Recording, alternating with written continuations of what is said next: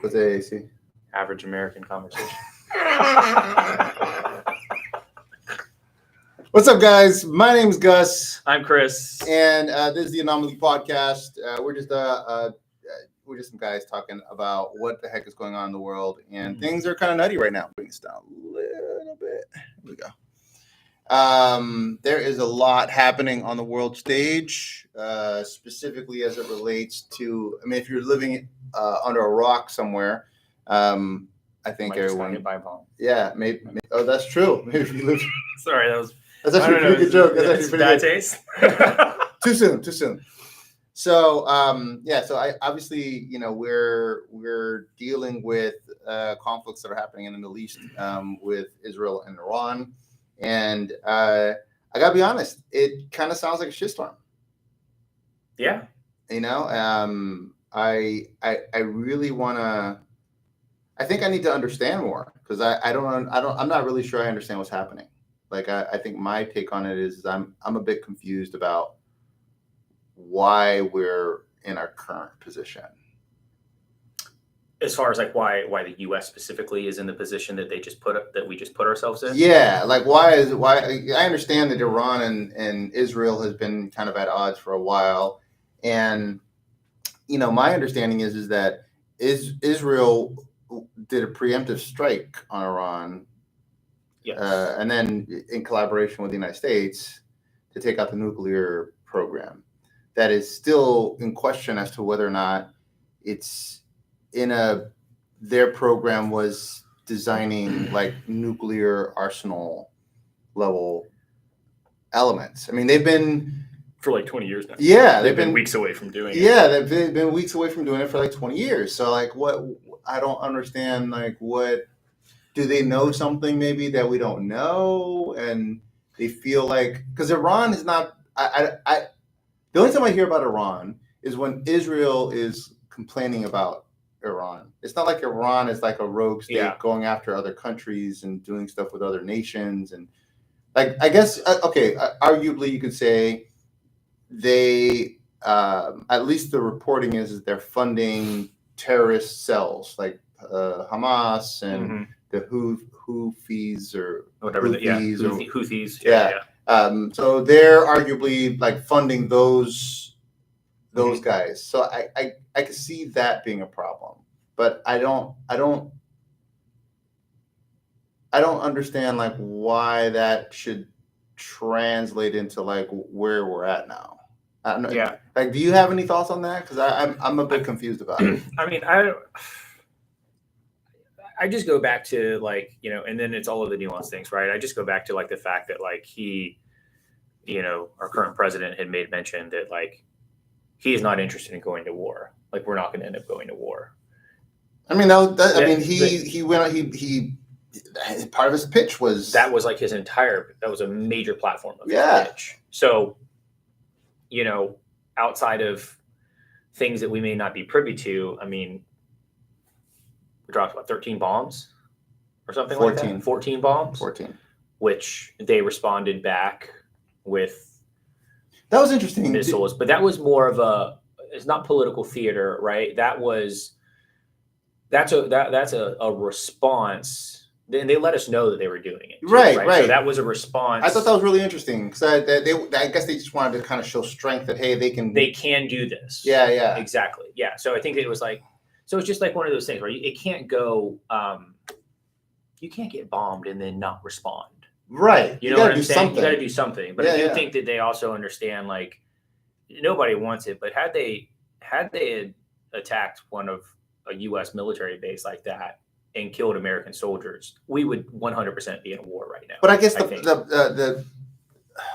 I feel like the reason. So and they took the ceasefire right away too. As soon as like Trump was like, "Hey," the president made a report. "Hey, there's a ceasefire that we need to put in place. We need to like quelch this, right?" Which I thought that Israel fired. I know, after, right? So that's what I'm confused about. I think that's honestly, I think that was just Donald Trump doing what Donald Trump does, and we bombed the mountain or the nuclear site. It was complete obliteration. Yeah. And he just made an assumption that.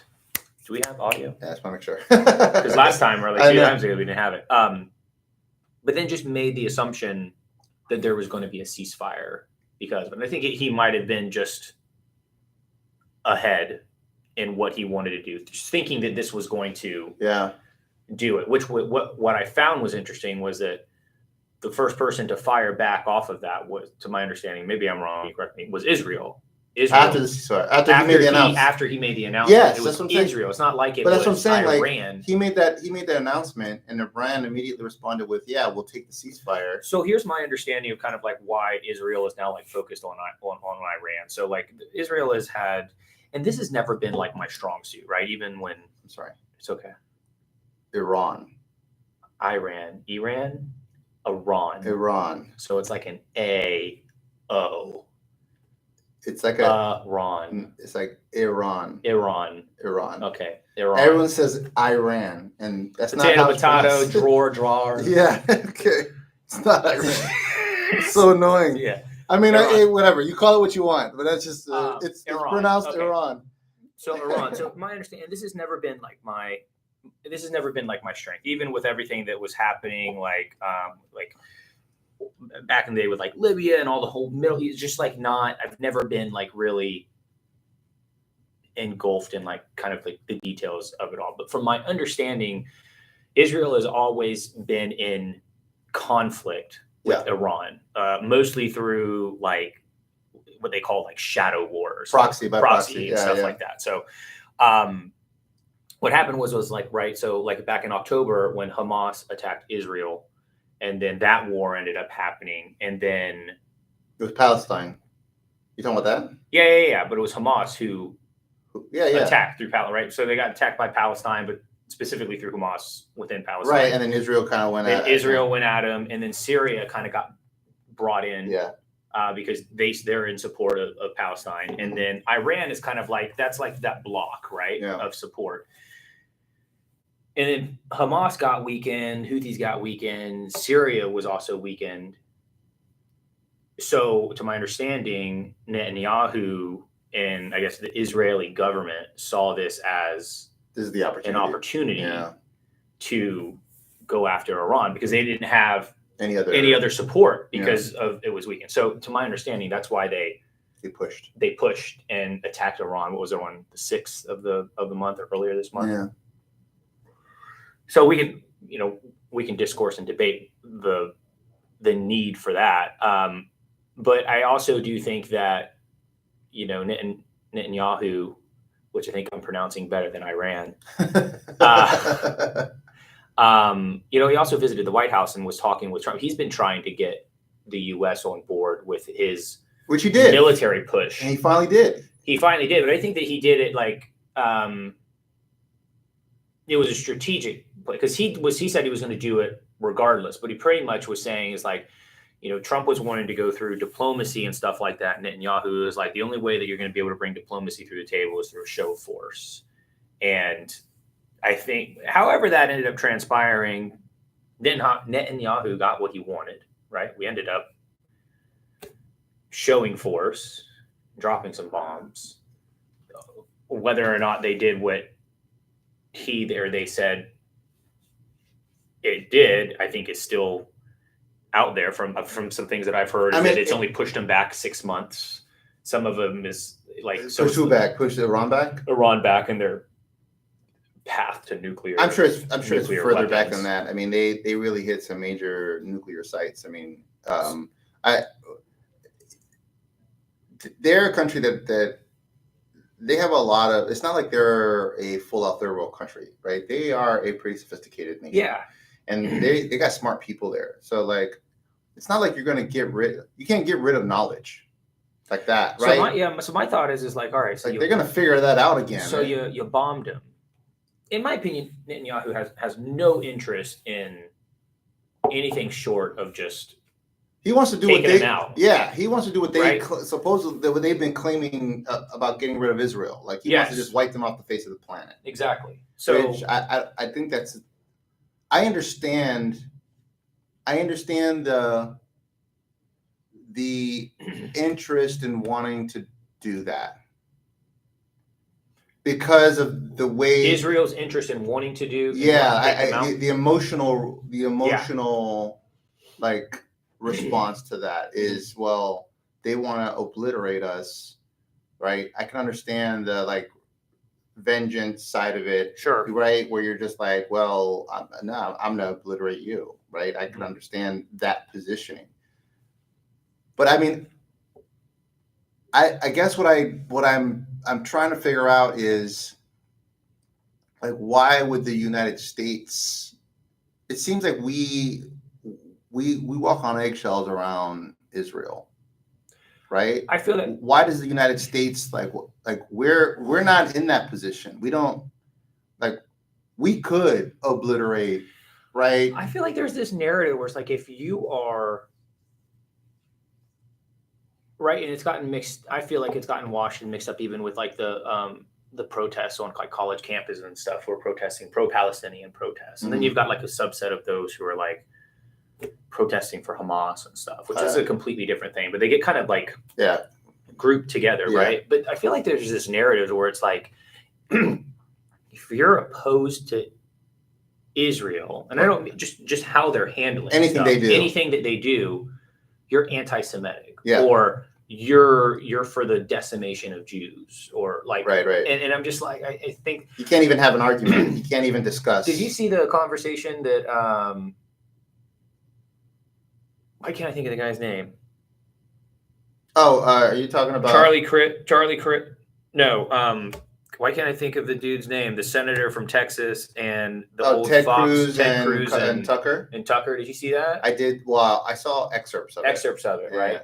And I think that, and and I'm not going to delve into that because of context and seeing that. I mean, I think that there's a lot of, you could take a lot away, but I think that it's just very interesting that you've got at least one person who's in favor of doing all this stuff, but doesn't really know anything about anything. Yeah. And they're supporting this. And even we're making things where it's like, oh, we are in support or we are doing this. It's like, no, but the administration just said yesterday that we're not, but you're saying that we are. So like you are. So how many other people are out of touch? Right. Like that. Right. Well, it's you start to get dogmatic about things. Like that's dogma. Yeah. Like what he's doing, what Ted Cruz is doing is dogma. He's dogmatic about the position Israel has. So it's like Israel or bust, right? Is the idea. Well, and when I was listening to that, I had the thought, and the first, when he was saying that, he was defending, because the Bible says that we support Israel, like that's what it is. And I was thinking to myself, and it's funny because then like a day later, I saw an excerpt from, is it Candace Owens? And she said exactly what I was thinking. I'm like, based on Ted Cruz's logic and position, if Hamas or any terrorist organization won and wiped out the current Israeli government and then occupied Israel, are we now, based on his logic, we now need to support Hamas? Oh, because now they took over. Because they are now Israel. Yeah. So it's like,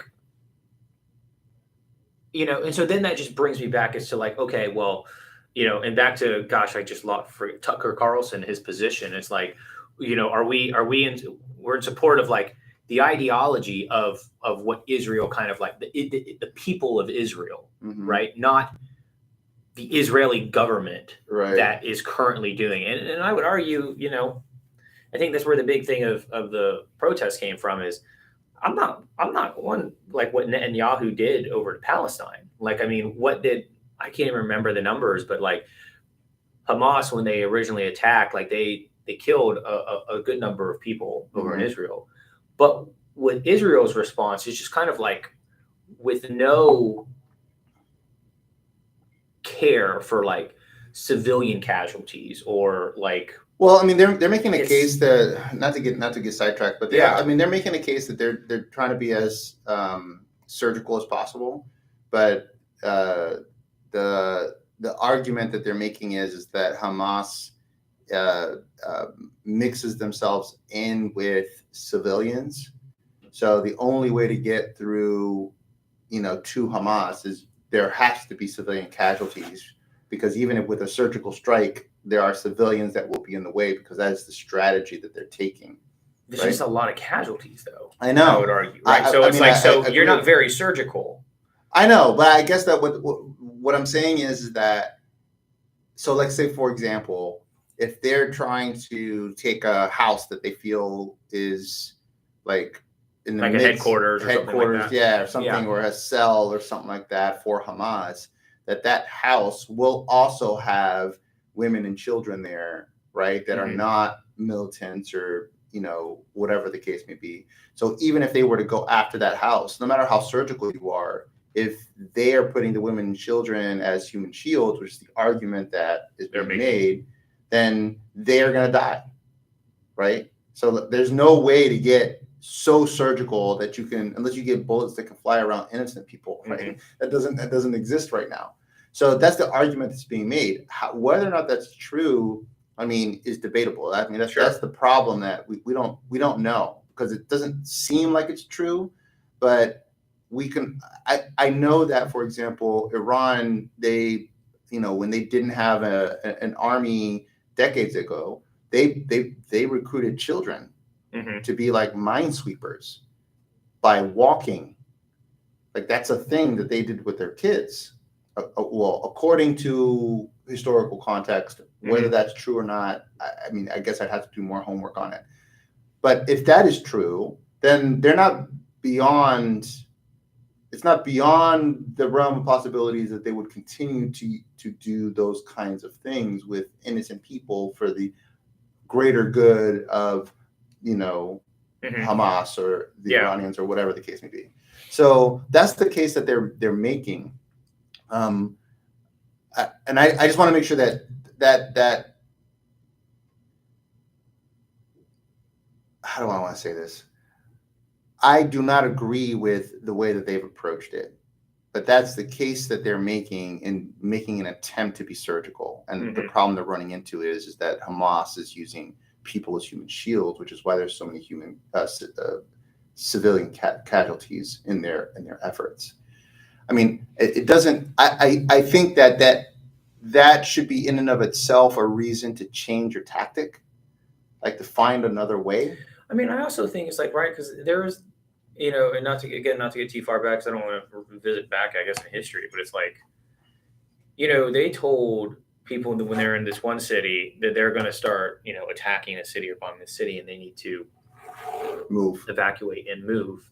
And I'm sitting there thinking to myself, I'm like, okay, well, if you're going to tell them that they need to evacuate and move, and they need to evacuate, and you're directing them to evacuate and move into one specific area, maybe they did, maybe they didn't, it wasn't talked about. But my thoughts are, is like, that's your opportunity from a military standpoint to start vetting the people who are coming into this new area that you're sending them, to make sure that these other people aren't coming in. I don't think it's that difficult to screen people coming in. It just make sure they don't have weapons. Right? Yeah, but the area they're asking them to move is still part of Gaza that Israel did not have control over. Yeah, but then they can, I guess you get into the issues where it's like you put them in camps and stuff, but then maybe you create a bunker area where you're having these people who are moving out, like into this. It's not the best strategy, right? And you would have, and if you're going to take people and move them somewhere else, and you're going to keep them contained in an area, then there becomes a humanitarian issue, right? And so you need to make sure that you are providing food, and, water, and a good appropriate sleeping, accommodation. It's not like, to my understanding, that was never even. I just feel like there are so many, and you can argue that hindsight's 20/20, but I just feel like we're in an age. There's so much stuff that you could have done, and I don't think that if Netanyahu really wanted to do that, I don't see why, with us sending all this money and all this stuff over there for other things, if he said, hey, look, we're evacuating these people here, we need to keep them contained to an area for their safety, and we need to make sure they have food, water, and all of this stuff, and we need your help and resources to do that. That, to me, would be a better use. And then we stay out of it militarily, and then you can let Israel.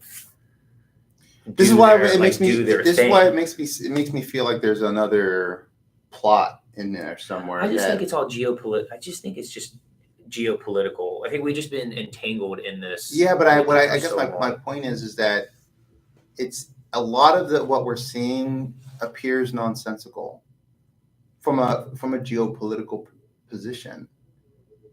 I would agree, to me, it seems nonsensical. Like, why would we be going through that? Why would we unless there's some other motivation that exists that we're. And I hate to sound like a conspiracy theorist, but I mean, I can't think of a like logic is not making any sense. Like the logic behind all of the things that are happening is not making any sense. I mean, even this whole thing with Iran. I mean, and for a second, I thought we were players in that, and that part of what we were doing. But what was interesting to me was Trump's response to what Netanyahu did. They don't fucking know what they're doing. He was angry, yeah. Like he was visually, like you could tell he didn't know. Like he was fucking pissed. He didn't know. That was interesting to me. I was like, oh, so maybe he's outside of the fold somewhere in this arrangement, right? And he was just not aware. He clearly didn't seem like he was aware that Netanyahu did that. That seemed like that was kind of he got hit like by a blind spot. Mm-hmm. Like he had this one thing that he was trying to do, and he got the Iranians on board. And I think he thought he had Israel on board, and Israel was just like, "Oh, go fuck yourself. Mm-hmm. We're going to do this thing anyways." So, and then and they hit Tehran, which is, I mean, obviously that's a major city for Iran. So, that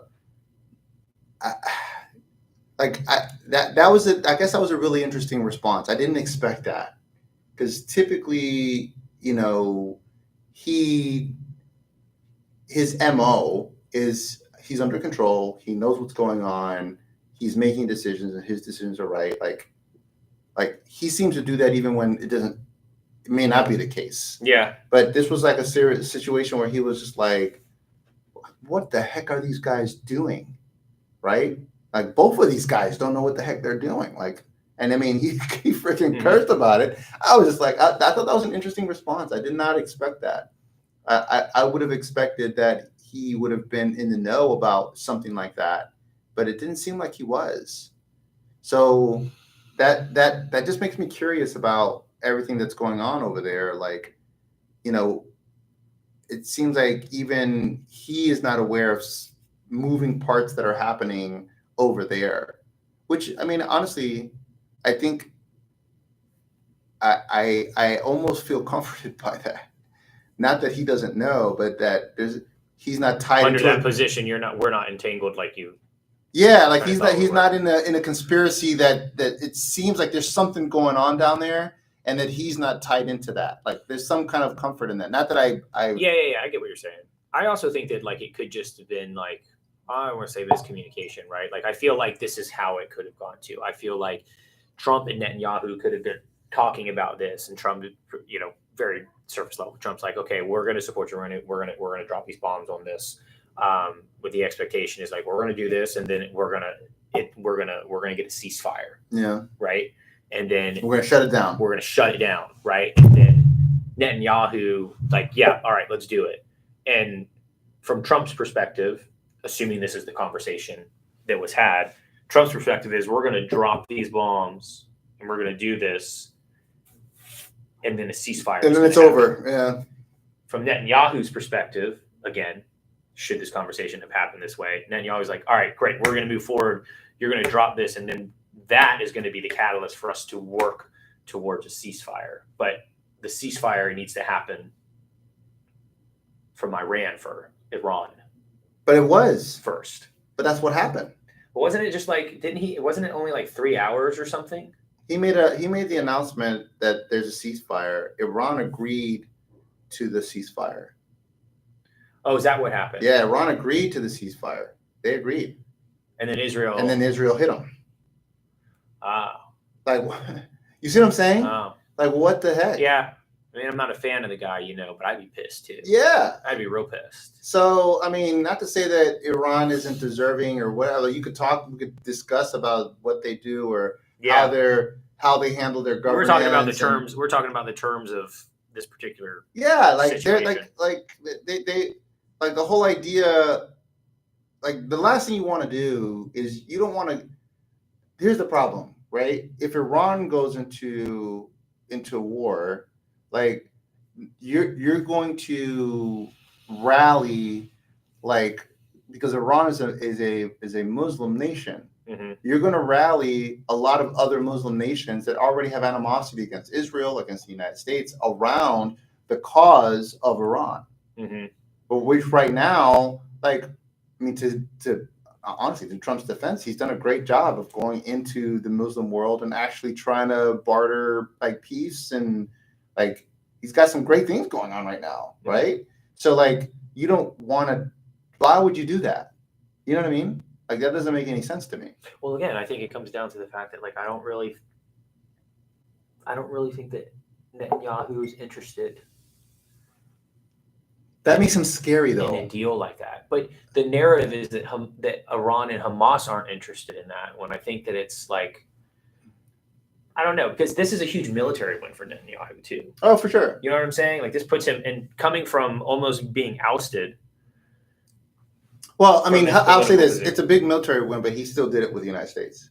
Yes, but he can still carry that. Yeah. You know what I mean? And it came from where he did not have favorability because of everything that was happening. No, I know. And now, did you see his response after Trump, like that interview with Trump, where Trump was like, "They don't know what the fuck they're doing"? No, I didn't see that. So he then does a press conference. Netanyahu does a press conference and is talking about how buddy he is with the United States and my friend Donald Trump. We've been friends for years, Mm-hmm. and like. That we've been talking about this whole plan from the beginning, and like he's really leaning in heavily on the United States just being a friend and a partner, and they're in on it, and we're together, and clearly Donald Trump was not happy about that whole situation, right? You know what I'm saying? It's like you get into an argument with somebody, and then they try to comb it over. Yeah, they try to comb it over to everyone else. Like, oh no, we're the best of friends. Everything's fine. There's nothing wrong. And as a matter of fact, we're working together to do this thing. And you're like, we're about to get divorced. What are you talking about? You know what I mean? Mm-hmm. Like, that's what like they're not the what's going out to the public is not sure. It's not in sync, right? Absolutely not. Like it's like if I were getting a divorce with my wife and we've just agreed that this is not going to work, right? And then I'm telling you, no, my wife and I were going to be, going to do our second honeymoon over to like. See, but so it's interesting because I was talking. My wife shared something with me this morning that was shared from somebody she knew, and it was from the amazing Dr. Phil. But anyways, he was laying out some stuff. On some issues specifically around like the Democratic Party, what it used to be, what it is now, and where it needs to go back. Sure. And I didn't agree with some of the stuff they did, but he brought up valid points that I myself already agreed with. But what I told my wife was like, the problem is that he just talked about all of these issues happening with this party, mm-hmm. but doesn't make any mention to any of the issues that are happening with the other party. Oh, right. So you've got some, but then somebody else is going to take the position, because he was talking just not Democrat or Republican, but he was talking about a Democratic issue. You're going to have somebody else who's going to be talking about all the Republican issues, all the issues that are happening within that party. They don't talk about this. And so now you've got people who are watching this and now, oh man, there's so many issues with the Republicans and the party. Right. And they got the people who are watching this and, oh, there's so many issues and stuff with the Democrats. And same thing with this one, right? So you got President Trump who's talking about, oh, these guys don't know what they're doing, yada, yada. You got Netanyahu over here. It's like, oh, we're buddy or all this. Yeah. And so it's like, but nobody's talking about. Everyone's in silos. Yeah, nobody's talking about the chronological, just the overarching thing. Like if you're talking about an issue here, like you cover the issue and then you cover the other issue, or you talk about this, but then you got to bring context back. Right. Nobody talks about things within the grander context. Yeah. It's just those silos. Yeah, and then you get kind of pigeoned into these encampments. Right. And then the people that are following those guys are just, that's what they think is happening. That's what they think is happening. Yeah. And then you've got 2, 3, 4, 5, 6, 7 different realities of what's actually happening. Nobody knows except the people whoever's who are pulling the strings. Yeah. And, I think that's kind of really ultimately what they want to see, so they can kind of do their own thing, whatever that thing is. But I think that's what just makes it so difficult. And then again, technology is here and the information is here, and there's more information that, in my opinion, than us as humans are prepared for. Well, I mean, part of the problem is that there's our processing power is just like, but the other challenge here is that there's also a lot of information that is not accurate, that's being shared as accurate information, the whole misinformation idea, right? Yeah. So there is information and then there's misinformation, and then trying to parse out the information from the misinformation. So there's so much information. But then the misinformation isn't misinformation. It depends. Just opinionated. It's just opinionated information. Or it's skewed, or it's said to be misinformation and is actually real information. Just skewed. There's all these different things that are happening, yeah. right? So you have all this information that's out there, and then you got to parse between like what's information versus what's misinformation.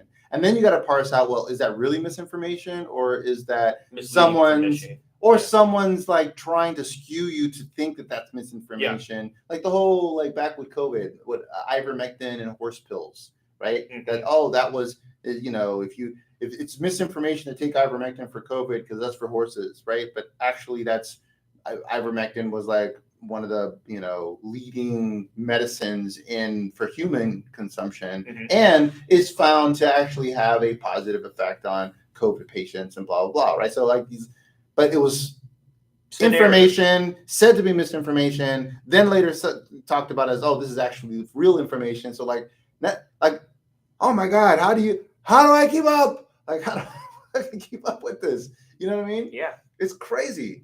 So this is why I think this is why we're having this conversation, right? Yeah. It's just like, it's so difficult to parse out all the nuances that exist. And like, how do we have a real conversation when we're not sure what information is like real information, what's being fed to us, what's misinformation that's real information, what's real information that's misinformation? Like, just trying to parse through that is, it's so challenging. I feel like this is kind of one of those things where if AI would probably be good if you could train an AI to be able to parse out like what has like factual context versus what doesn't, like that would be helpful. But then just as easily as you could do that, you can create an AI that says, let's turn factual information into misinformation. And then like, I don't know what the solution is. Like, we have the technology to be able to differentiate the like real from the fake. And then we also have the technology to propagate fake from the real. So 2 things. One, I think people also don't understand like AI. So I've been watching some things too about specifically about like public health and stuff. But this lady was talking about, I can't remember what the ingredient was, but she's talking about how all of these like health influencers and stuff, try and discredit, like say, there's like all this poison and stuff in our cereals and everything. And let me go to Home Depot and let me show you this chemical still is here and your kids are eating it. And it's like, she's talking about how these people just lack basic understanding of chemistry and how different chemicals are used at different levels for different reasons. Right. And like salt is poisonous. Yes. Yeah. Right. You can be like, you put salt in stuff, you're going to die. Right. Like, so, she's talking about how like, it's these like health, they're trying to sell their own products, off the backs of this. I kind of forgot where I was. Damn, I was going somewhere that was going to lead to support on the front, and I forgot where I was going with it. My mind just sparsed out. What were we talking about right before this? This is live? Oh, shit. No, just misinformation and how we're like, it's hard to parse out. Then I talked about AI and how. So AI. So she was talking about, and I forgot what the the compound was, but it was like one of the compounds that the people were saying was in these foods. And you ask AI, and it said, I have to find the video, but it said this particular thing was inside these foods, and she had asked, it's like, this isn't the same thing as that, and this isn't actually what's in it. Why are you telling me that? And then the AI is like, oh, you're absolutely correct. I made an error in that. And so what she was saying is that a lot of people, and I would believe this, they'll ask AI a question and then leave it at that, right? And make that assumption. And so I think that's also a challenge, is that people are treating AI as the right answer, and they're not treating it as a basket of information that you can have a conversation with. Right. You know what I'm saying? Like you peel back the layers, right? Yeah.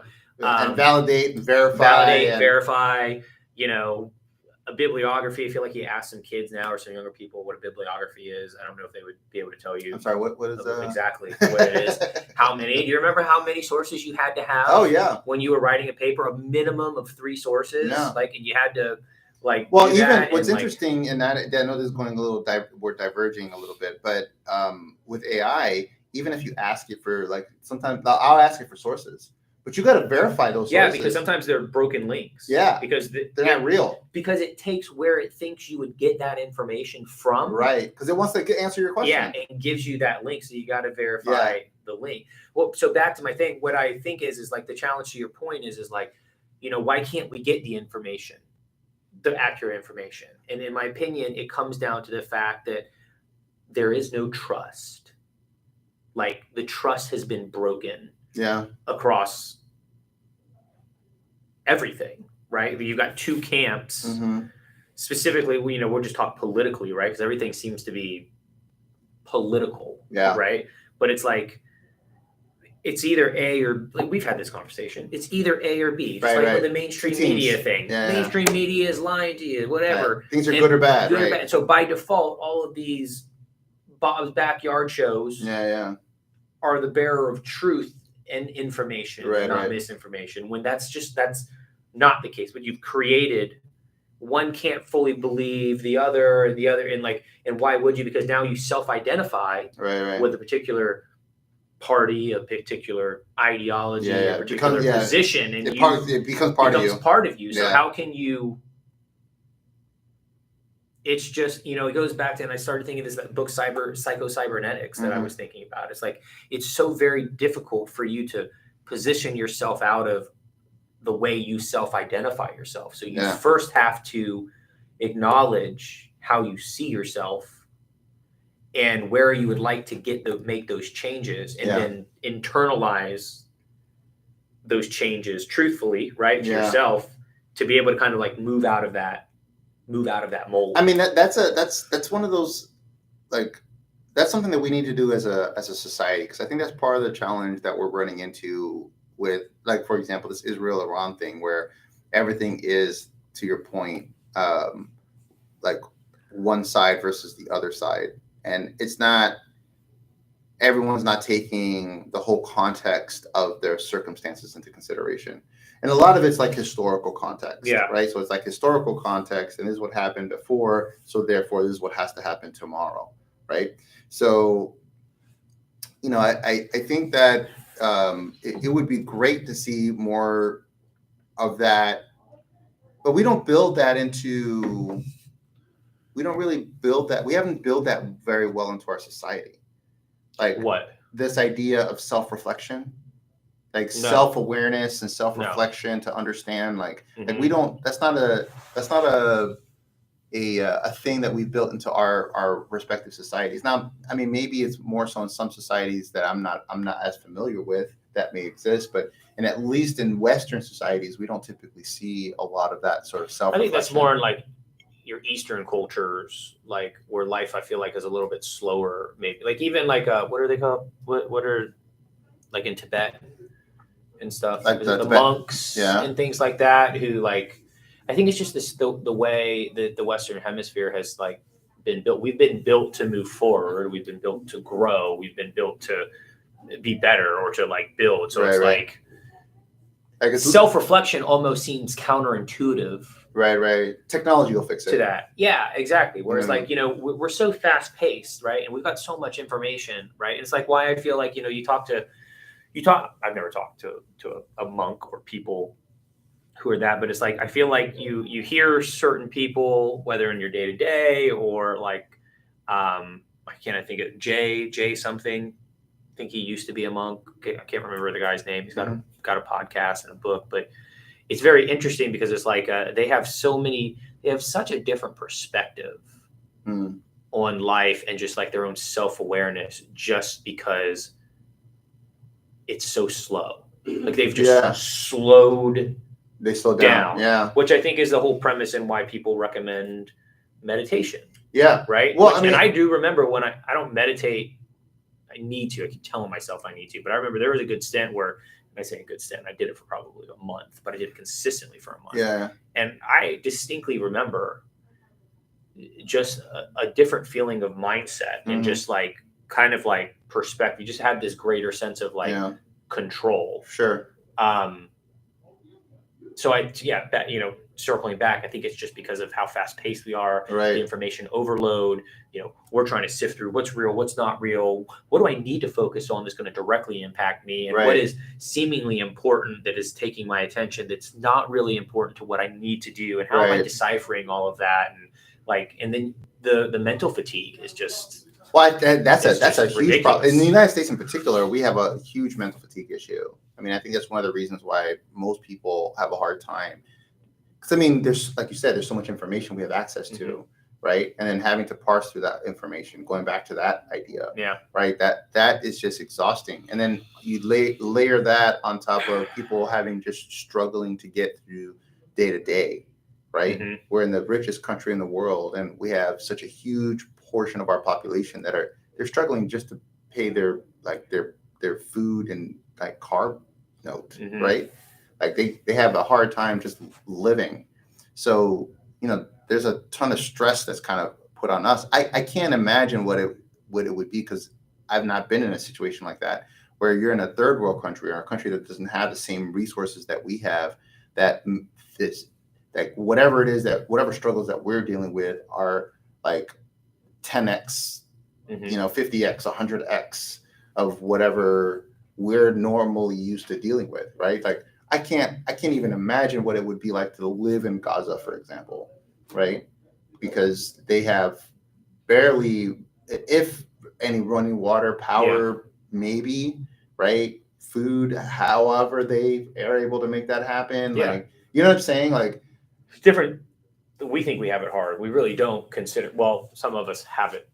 Some of them have it as difficult, one would argue, like homelessness and stuff like that. Sure. But like from the grand scheme of things, like, you know, life in general, just over in some of those other areas, drastically, much more completely difficult. Different, right? So we don't have a lot of that perspective, and it's not to say that we should be just appreciative for the things that we have. I mean, there are other challenges that exist.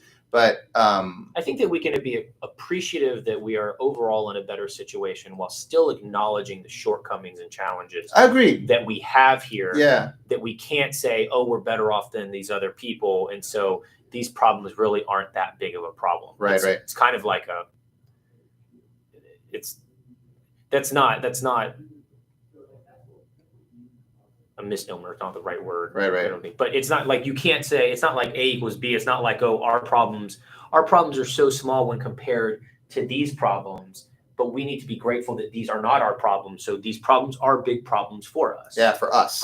Yeah. And we, like, just because other people are struggling worse than we are in other areas of the world doesn't mean that our problems that we are facing here as a society are any less relevant. Right. They're just different. They're just different problems. Yeah. So and I hear people talk about that. Like, I think it's funny, like, and I'll say this to my kids sometimes. I don't say it a whole lot, because there's like, you know, there's kids over, and the thing when I was young is there's kids in Ethiopia who have no running water and don't have food. You need to eat the food on your plate. Right. And it's kind of like, I get the message, right? But it's kind of like, how's that relevant to me? How is that really relevant? The message isn't you need to eat the food because other people don't have food. Right. The message is don't take more than you need. Right. Or don't take for granted Or what you don't take have. for granted Yeah. what you have. Yeah. Not that you have this person doesn't have that. Right. And so now you're making a decision based Well, on I mean, that. and then the worst thing that could happen is your kid saying back to you, "Oh, well, can we put this in a box and send it to somebody in Ethiopia?" Like, what? You totally missed the point. No, we can't. Yeah, you missed the point. And postage and all that. Like, we're just not going to be. And now I can't use that argument anymore, right? But yeah, I think that we do too much. I think it's important because it gives us perspective. Yeah. And it creates, if received well, creates a sense of humbleness Yeah. that we have. But I also do think that it also uses reasons as to why we shouldn't be addressing problems domestically, because they minimize the problem here because it doesn't seem like a problem when compared to that. Right. You know what I mean? But like you said, it's still a problem. We just got to figure it. It's just different. It's just different. Yeah. I mean, I know that we kind of went off course a little bit, but I do like kind of how the conversation's going, because we're really kind of talking about like the human element. Yeah, the human element in the world and society and stuff like that. And I'm struggling with what's happening over there. I want to be empathetic to like Israel and the plight that they've been having. I know they've had struggles with the Houthis and with with Hamas and stuff like that. And I really want to try to be I really want to be empathetic, but I got to be honest, it's really difficult for me to be empathetic, and the way that they're behaving with Iran right now, where, without, and maybe it's lack of information. Maybe I don't know all these. Israel's not part of NATO, is it? Yeah. They are part of NATO? Yeah. So we're required because of NATO to come to their aid. I think, that's a good question.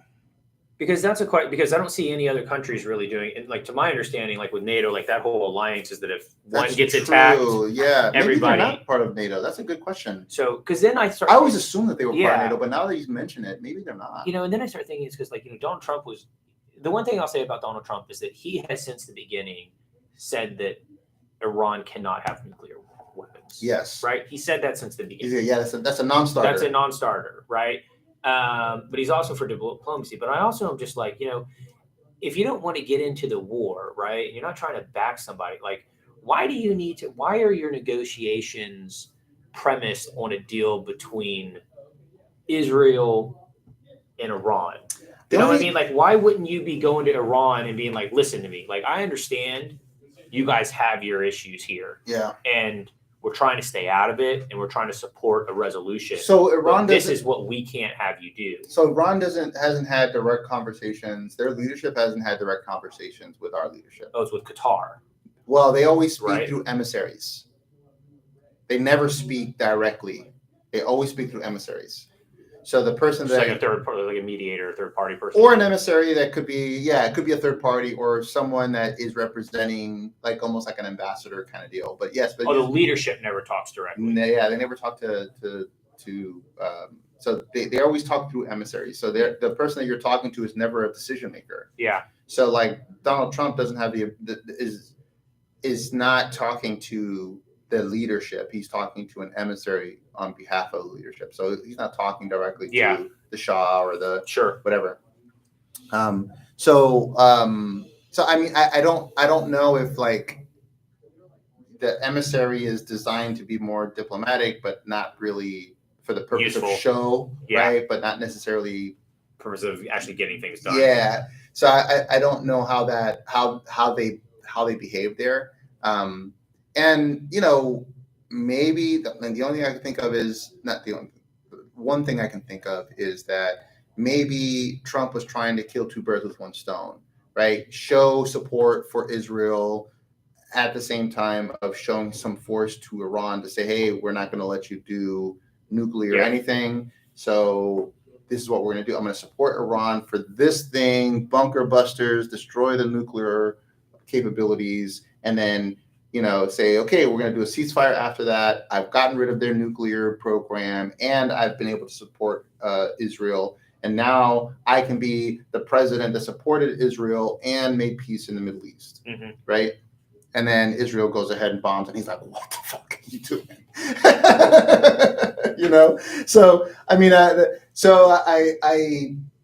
that maybe that's what he was thinking. I'm not really sure. I mean, he immediately after those bunker busters, he went to ceasefire position. That's like it's not like, oh, that's the beginning of the war. Yeah. That was like, hey, we're closing this down, and then now we're gonna be done with this, right? Mm-hmm. So it seemed like that was the position that he was trying to take, and obviously that's not the position that Israel felt it was worth taking, which it seems like they are being very vengeful, which again, I understand the position, but that's very dangerous game to play. My thoughts are like, okay, I'm just kind of speculating. So let's assume that Iran built a nuclear weapon. Yeah. If they built a nuclear weapon, do they have the capability of hitting us over here with a nuclear weapon? Probably not. So my thoughts but they would still have the capability of hitting somebody. Sure. Then my question comes is like, if we're trying to stay out of it, it's like, it doesn't seem like anybody else is there. So it's like, if, you know, and I'm not trying to be an asshole or anything like that, but I'm just like thinking, I was like, you know, if Europe or somebody or France, Spain, and all of them have concerns about them having nuclear weapons, shouldn't they not be the ones dealing That's a reasonable argument. Dealing more with this and from the position of, hey, the U.S. doesn't want this either, and we're not trying to go to war. Right. And so I think that the position of the United States is that we have the highest level of military capability to prevent anything from happening, right? Like nobody wants to go to war with the United States. Sure, right? But if they knew that, but if we're all part of NATO and they knew that they did something to the other one of the countries, all of the other countries still have the backing of the might of the U.S. military without us having to be directly involved. So I mean, there's still that fear that, hey, if I fuck with France or if I fuck with one of these people, I could very well bring in. I think the problem is that Iran is seen as a rogue nation and that they will not follow rules. And they will, even to their own detriment, do something that can cause harm to other parts of the world for their own interests. Whether or not that's true, I don't know. Mm-hmm. Right? I've not seen that, at least recently. I mean, there's some historical context for that. But we're the only ones who have these bunker buster bombs, right? As far as I understand it. I mean, maybe it's possible that Russia might have something. It's possible that China might have something. Yeah. But yeah, I think I believe we're the ones that are most likely to have that technology. Yeah. So I guess my point is that the narrative that exists now as it relates to Iran is that Iran, if they were to get a nuclear weapon, they would be irresponsible with that nuclear arsenal, and that if we as the United States don't step in to prevent that from happening because we're the ones who have the enough technology. I mean, my goodness, we literally sent a ship, we sent a plane from the United States. From Missouri. Yes, like the middle of the United States to Iran, and like nobody even knew, like, that was happening. Yeah, like no, in the whole world, like all of a sudden Iran gets, and then we're like, hey, yeah, we did that. Like, you know what I mean? Like we have 30,000 pound bombs flying in the, you know what I mean, in the stratosphere. So and then dropping, and with precision. Bombs with that precision. That's just physics. It's crazy. So like we can do that, right? So like then the question, then we're like, oh well, because we can do that, we have a responsibility to prevent other people from being irresponsible because we're the responsible ones. Is really the argument that's being made, right? We're the parents. So to the United States defense, I'll say this: we could easily be like a military empire, like so easily. Mm-hmm. Like without a doubt, we could literally be like, people think we're bullies now. Like we could literally like overtake any nation militarily, eyes closed, like so fast. We have full satellite capabilities. We own like 80% of satellites in the world, which make us incredibly dangerous because we can be so precise. The new satellites that Elon Musk went up are even more satellites that we now are under our control. We have the strongest military might by far. We have the largest air force in the world. The second largest air force belongs to us. The third largest air force belongs to us. So we have. Which air force is larger than ours? I'm sorry? You said the third largest air force belongs to us? Well, the first, second, and third. Oh. Yeah. Okay. How do we have the first, second, and third largest air force? Because the Air Force is the largest airplane, right? And then the Navy. And is it the Navy or I want to say it's the Air Force, the Navy, and then the Coast Guard. That's all under. Maybe it's the Coast Guard. I can't remember which. Yeah, I forgot that the Navy was part of. I forgot that the Navy was like a subset of the Air Force. Well, I'm just saying, like in terms of air capabilities, like like the Navy is the second. I think it's the Navy, the second largest air capability. The Navy has more planes than the Air Force does. I don't think so. I thought that I heard that. Oh, that's they have a larger fleet because the Air Force is more science, like the higher technology stuff, but from actual planes and stuff. Like whenever you've got like I even think the B-52 bomber, I think that's part of the Navy. That might not be, but like your F-16s and all of them, like that's typical Navy fleet. Oh, I don't know. I'd have to look that up. I'd have to verify that. Because I remember, because I was thinking about going into the Air Force after high school because I wanted to fly planes, and then I didn't.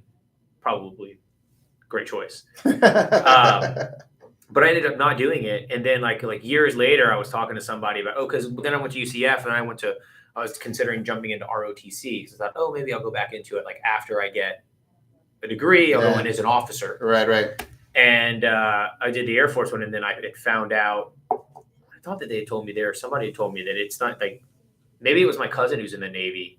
He said that it's actually the Navy that has more actual planes and stuff, which kind of makes a little bit more sense because most of our they have to travel. Yeah, and most of them are on carriers. Yeah, most of them are on. I just assumed that was like a Navy Air Force. Air Force, I think it does more of like affiliation. The drones and stuff, like the unmanned. The F-35 that's an Air Force plane. That's the most dangerous plane in the world. Yeah, no, but I mean just like in general from a fleet thing, I think like the drone strikes and stuff. I think that those might be more. But those are Air Force.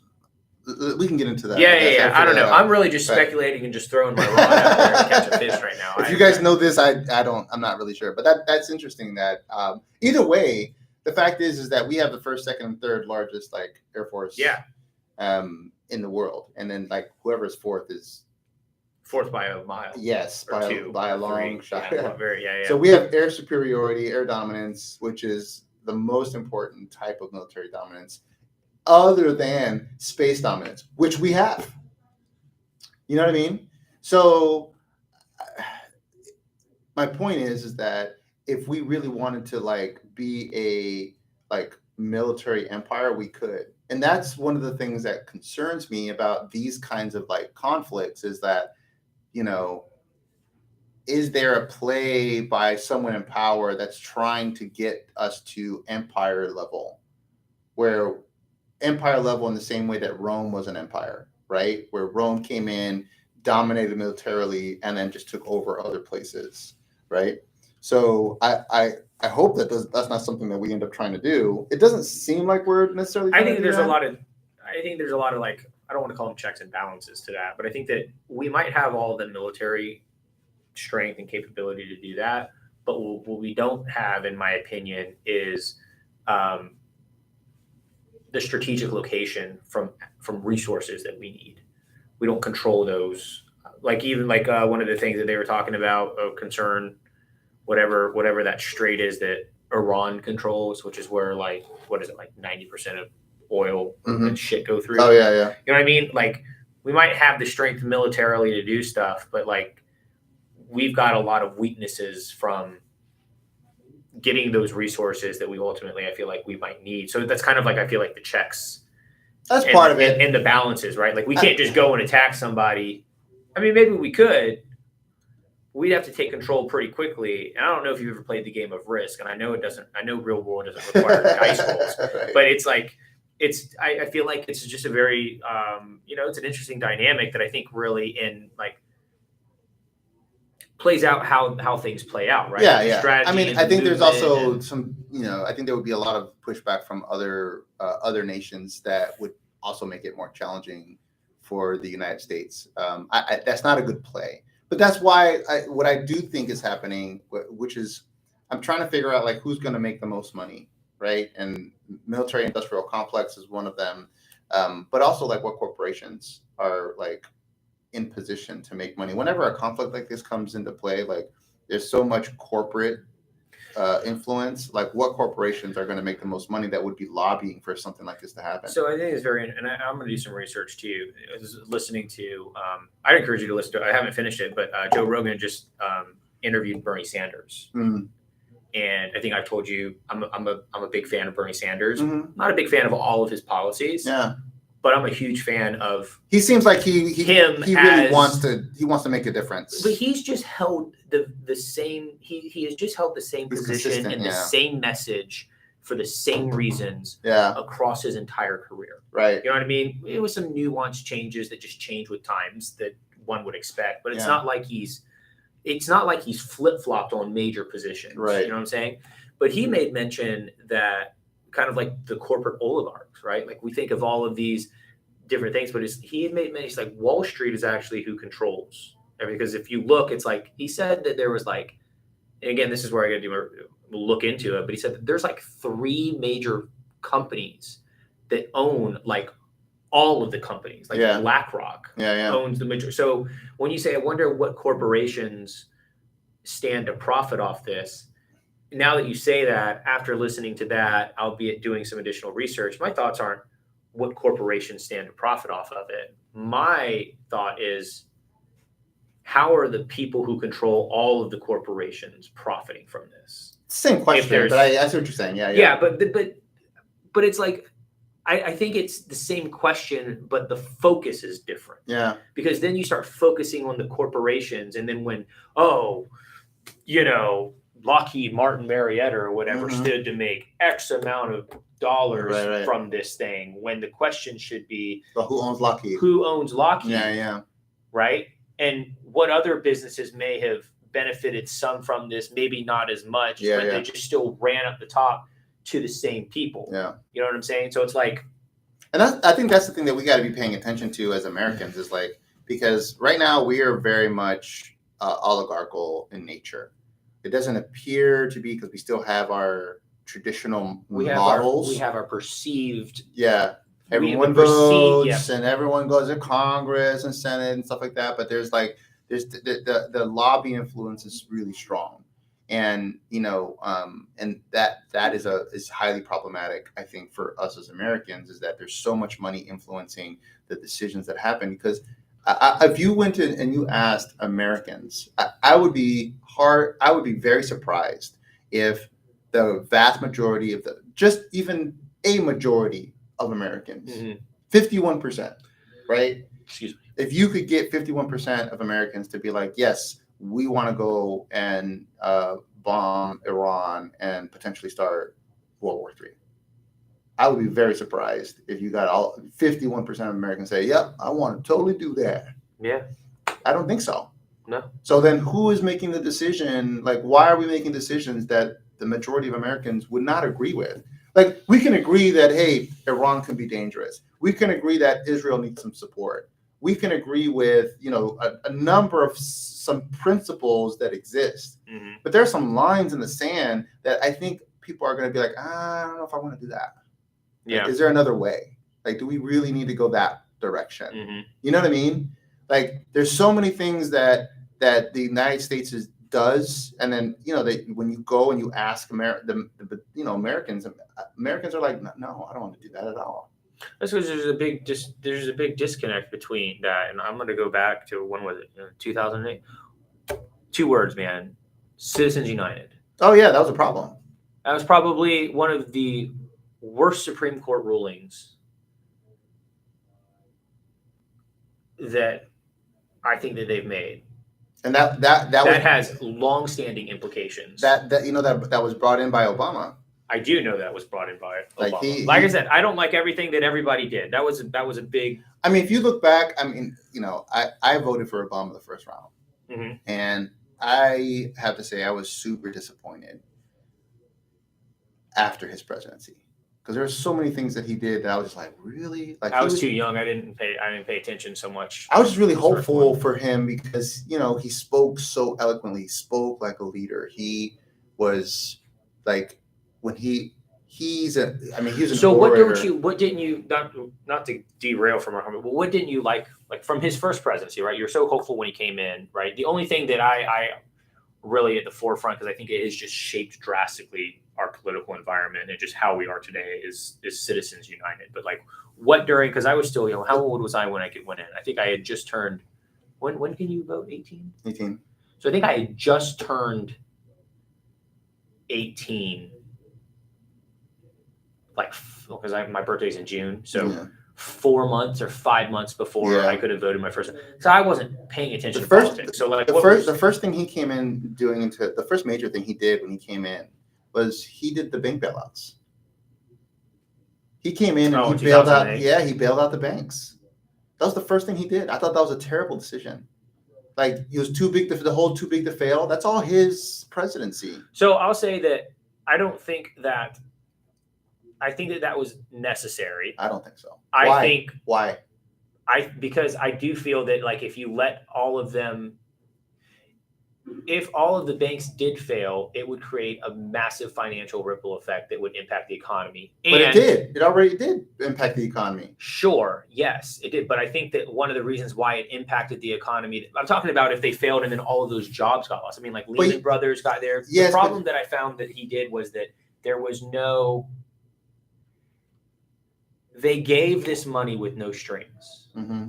You know what I mean? It's just like, we're gonna give this money to you, so and we're gonna assume that you're gonna do the right thing. But this is not how capitalism works. I understand that. So there's no such thing as too big to fail. That's not real. That's not real. Like, this idea of too big to fail, because all that would have happened, the big banks were in trouble because they over leveraged. But it's not all banks would have failed. The big banks would have failed, and any banks that were over leveraged would have failed. But there were still a lot of smaller banks that would have been able to ride the tide, right? Okay. So when you go into a scenario where there's, if you're in a business, right, and you over leverage or you make bad decisions, it could be Walmart, it could be Amazon, and Amazon goes bankrupt. Does all retailers go bankrupt? No. It's just Amazon goes bankrupt, and then what happens is that there's going to be some turmoil, and then smaller retailers start filling up. And now there's a new market. It's not people stop buying things or doing things. A new market of new business starts to rise from that. Yeah, but I feel that the difference between that is that Amazon doesn't have the same financial impact if it fails as a bank has, because a bank, I'm going to use bankrolls, all the other businesses' assets, cash, savings, deposits, investments. So if you have, and the FDIC, and this is only for consumer warrants up to $250,000 per customer, right? So if you had 2 or 3 of the largest banks that hold, I don't even remember what the percentages of assets across the economy, and they tank, that impacts all of the other businesses who now no longer have those cash assets to be able to run their business. So the ripple effect ends up being that other businesses close down because they don't have the capital, or they've lost their resources because the places that were holding their resources and their cash and capital are no longer there. So now you just have a whole bunch of businesses who may or may not have been under leveraged. They may have been running very good businesses, but now they don't have they've lost all of that money. So that would have affected any corporation that would have had over $250,000 in just sitting in their bank account, which most businesses don't have that unless they're very large businesses, right? And typically very large businesses would have the ability to downsize and restructure and all kinds of other things. So like your small like mom and pop business probably not going to be as affected because they're not sitting on $250,000 for their business inside of their accounts, right?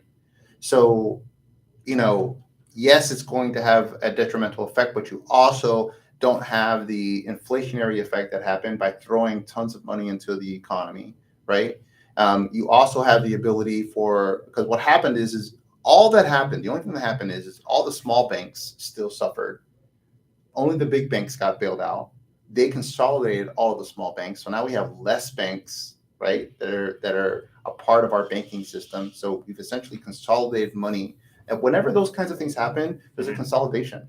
And that's the thing you have to worry about. Like the more that you consolidate, the less options you have. It's all perceived options, right? But they're not really options. So you have all these banks that now own all these other smaller subsidiary banks because they bought them up, because now they have the cash because the government gave money to certain banks, but not to all banks. So like there's going to be a problem one way or another. All you're doing by doing a too big to fail system where you just go ahead and you bail out the banks is you're pushing the problem to someone else. That's all you're doing. And now we're living in a society today where inflation went rampant, wages didn't go up, the cost of goods did, the cost of services did, but people are now struggling who were making what would have been considered good money in 2008, now making relatively similar, a little bit of more money, but relatively similar. But the cost of living is so much higher now. Which is why I also think that like if they gave that money freely, right? The assumption was that they were going to give that money and it was going to go to the customers, it was going to go to the consumer, and they were going to put it, but the banks just hoarded the money. Hold on. If that's the intention, then why not just give the money to the consumer? I'm all for that, but then the American people didn't like that shit either when that happened during COVID. What do you mean? When money was being handed out, the stipend checks and stuff like that, there was big blowback on that. Yeah, There's the thing, you give it to the top and the trickle down effect. Like there was equal amount of people. The reason why people didn't like it for COVID is because it incentivized people not working. That was a different argument. The reason why people didn't like the COVID checks, the COVID subsidies, was because it incentivized people not working. Like, why am I going to go back to work? If I'm getting subsidized, if I'm getting, let's say, $2,500 a month, but when I go to work, I'm making $2,500 a month. I could either continue to take my COVID check for $2,500 a month, or I can go to work and make $2,500 a month. Why the hell am I going to work? Yeah, but it's not like the COVID checks were forever, first of all. It doesn't matter. That's the reason why people were against the COVID checks is because... Well, then to your point, if you're worried about wages, maybe you let the COVID checks go in, and then now it puts pressure on the corporations that they got to pay their people a little bit more to get them over that hump. You're changing the argument, buddy. I'm not trying to change the argument. We're talking about the actual, like the money that the bailout money that was given to the banks. Okay. So at the time, right, there wasn't a concern for wages. Necessarily, I'm not going to wages. There wasn't a concern for jobs. There was a concern about what's going to happen with the banks, and that could potentially cause problems with jobs, right? That was the concern. Yeah. But the bailout went to the banks. The banks kept the money, right? They then consolidated. They won. They basically got all the money and they kept it. They didn't really distribute it to anybody. People still lost their homes. They lost this. They lost that. But if the money would have been given to people, let's say if you did a bailout and you gave the money to people, at least people could then make a decision on what they're going to do. Oh, you're underwater in your house. It's going to cost you, $10,000 to sell your house because now you're underwater. Well, now that I have the money to do that, I'm going to go ahead and I'll sell it at a loss, or I'll pay the difference so that I'm not underwater anymore, or whatever the case may be. So the money went to the wrong place. If you're going to do that, give the money to people and then let people make the decision. That's what they did during COVID. There was only 3 stipend checks. Mm-hmm. So how is 3 stipend checks going to prevent people from going back to work? It wasn't 3 stipend checks. There were COVID like out of work checks. Like if you. So I'm not talking about that. I'm talking about the stipend checks. Because I know that there was extra money that was going out during for like unemployment, Uh-huh. right? So you got like, because Florida has like, I don't know, we don't have great unemployment benefits from that, but then the federal government was bringing in more money for, they were like, I don't, is it called, would it be called subsidizing? Yeah. Yeah, they're subsidizing the unemployment. So like, yes, you got it for a couple years, or like, yes, that could disincentivize you from going back to work. Yeah. I guess. But I'm talking about just wasn't there there was 2 or 3 stipend checks? Yeah. Right. Which I think was, they were small though. They were small, like $3,000. Yeah. Something. I think it was like a total like it wasn't $6,000. It wasn't a lot. Yeah. But it was to help people try and get through. But then I guess the argument there too is like a lot of people lost their jobs during COVID because of the impact of everything, right? Well, closing down and businesses. So like, and if they refuse to take the COVID shot and all kinds of stuff. Yeah. So I guess the argument would be is like, yeah, okay, there are some people who it might have disincentivized them to go back to work. But what about the people who, how do you quickly administer and get cash to the people who needed it, who might have been in the position, like people who lost their houses in 2008 because of everything that happened there, and they didn't get the money that was expected to get to them because the banks did what they did. Like, how do you, from my understanding, the amount of people, the cost of giving the money out the way that they did versus the cost of giving only the amount of money and trying to partition out the people who didn't necessarily need it, the cost was either not that much greater or about the same, and they could do this quicker. And then my thing was like, well, yeah, but then you're putting less money out in the economy if you did that. But it's like, but then you've got to, where does the money come from to pay the extra people in order to do that? So you'd still have to put that money into the economy in order to pay the people to administer that. But look, then actually the results, I think, speak for themselves. Like, clearly the money was given and it was completely bastardized. Like, it was a bad decision. That they should not have tried to bail out the banks, is my point.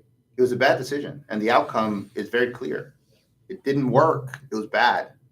It didn't work for our economy. It didn't work out for the smaller banks. Well, I think that's why we have a lot of, for the people. I think that's why there's a lot of that argument now where it's like that trickle down effect just doesn't work. But that was already a conversation that had been, I think, argued, because the trickle down effect, that's Reaganomics, which is what the whole idea of what Reagan was talking about. Mm-hmm. You give the money to you give rich people more opportunity, and that trickles down to the middle class, and which trickles down to the lower class. And we knew that from Reaganomics that there are some benefits to some of that, but the trickle down effect doesn't work. What happens is you just get the people who have those opportunities, they are able to grow, and the overall economy grows, but you start getting a larger lower class, larger disparity. So I don't think that was a good call. Like you asked me, like, what did he do? Yeah. I don't think that was a good call. Okay. I mean, the fact that he dropped, like, what is it, 26,000? I can't even remember the number. He ran out of bombs. He literally ran out of bombs when he was doing the Iraq, when we were throwing down in Iraq over there. He ran out of, like, military weaponry with all of the drone strikes that he did. He did more drone strikes than any other president before him and any president thereafter. He also deported more people than any other president ever during his presidency. So people talk about, who's going to, like right now, talking about how much Trump is trying to deport people, but, like, he's not doing anything any different than what Obama did. Obama ended up deporting just an insane number of people, more than anybody else. So, like, he's the one who also instilled the cages that people talk about. Oh, the cages and like, that was him. He put those in. He had those put in. The cages for people that get, and the separation of families, that was all built during his time frame, right? So everything that they're enforcing is all stuff that was like Obama era stuff. So like I wanted to like him. I really did, but he turned out not to be anything. He's just an impressive orator. I mean, he just sounds very nice to listen to. He is. He's amazing. You listen to him, you're like, oh man, this guy has to be a leader. He's got to be an amazing. Like the way he just talks, he's so super eloquent, and he makes everything sound amazing. So you're like, this guy has got to be good. But he was not that great. He was just a really amazing orator. So, and then Donald Trump is a terrible orator. And there's still debate Talk about the pendulum swing. Yeah, and then there's still debate as to what he's going to be. But to his defense, I mean, it seems like with this being the exception, he's really trying to go through diplomatic, like he's really trying to seek out diplomacy wherever he can. This was a little bit out of the box for what he's been talking about, which I thought was like, that was a little weird. But maybe he felt the need. I don't know. I got to get more information on that. Maybe he felt the need that this was the only way to get Iran's attention on this whole nuclear deal that he's been trying to. I know that he's been trying to get them to sign something to prevent them from creating like nuclear weapons. And I guess they've been very resistant to that. So maybe this was his way of like laying down the law on this idea. And then obviously Israel I think Israel totally shot us in the back on that one. Yeah, that was a stab in the back. Yeah. If it played out the way that it is seemingly to have played out, that was a bad. Unless there's some other information I'm missing, I can't see any scenario. I'm trying to think of a scenario where like we're supposed to be in like friendly with Israel. We go through this, we help them out, and we're like, okay, great. We're going to put a pause on this. Let's stop the fighting, right? We made our point. And then Israel goes ahead. It's like, you get in a fight with, Ed, right? And then we help because Ed's being ridiculous. Yeah. And then we finally pin him down and like, all right, stop. We're done. All right, Ed, chill out. And then you go and you kick him in the fucking stomach. Gonna make it count. No, I get what you're saying. Yeah. You know what absolutely. I mean? You're like, well, hey, what are you doing? Like, right. Hey, we chilled him out. Like, he's like, all right, fine, I'm okay. And then you're like, oh, yeah, one more, good measure. So like, it's just like, what the heck? So I don't know. I have to be missing information or something because I don't understand why that would be the appropriate response for Israel to do under the circumstances. Like, hey, you made your point. Like, what else is there to? What are you doing? You got what you asked for. Now you're like shelling like Tehran, which is like that's civilians. Yeah. More will come. It's just crazy. So, anyways, anyway, that's. There's nuts going on out there, and this conversation kind of went all over the place. But as our conversations, as they do. They did. But we're consistent. Yeah, it's true. We're consistently all over the place. But I want to do some more research to find out what's going on with that because I really want to understand better. I'm really having a hard time understanding kind of like where, like why Israel felt the need to do that. To it just seems like it's just vengeful to me. So unless there's something I'm missing, I can't think about any other reason why they felt the need to do that. And then, I'm interested to see like how is the president going to handle that scenario? Because I think anything less than like a reprimand and consequences is going to look bad for him. I think. Yeah. I think unless there's something I'm missing, like anything less than a reprimand and some kind of like sanctions or something, right? No money, or we're not going to continue to give you as much money. We're going to cut your funding, or like anything less than that. Honestly, it would make, I think, the rest of the world be like, oh, Donald Trump is not the leader of the free world. Netanyahu is. Mm-hmm. You know what I mean? Yeah. Like if he doesn't do something to be like for there to be consequences to Israel, some type of public display. Yeah, if he doesn't do something, like everyone's gonna be like, "Oh, we thought the United States was running things. It's Israel that's running things."